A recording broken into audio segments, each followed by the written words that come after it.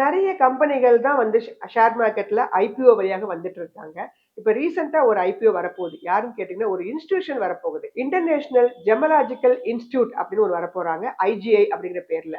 இந்த company 2nd largest independent certification provider. எதுக்குன்னு கேட்டீங்கன்னா, குளோபலி டைமண்ட் அண்ட் ஜுவல்லரீஸ்க்கு. ஸோ 20 லேபு, 31 பிரான்ச்சஸ் இவங்கலாம் வச்சிருக்கிறாங்க. அடுத்த வாரம், அதாவது டிசம்பர் 13லேருந்து டிசம்பர் 17ஆம் தேதி அப்ளிகேஷன் குடுக்கறதுக்கான டேட்டா வச்சிருக்கிறாங்க. பிரைஸ் பேர் ரூ. 397லேருந்து ரூ. 417 அப்படிங்கிற இடத்துல நிர்ணயம் பண்ணியிருக்கிறாங்க. ஃபேஸ் வேல்யூ ரூ. 2 இருக்கக்கூடிய கம்பெனி. இஷ்யூ சைஸ் 4225 கோடி.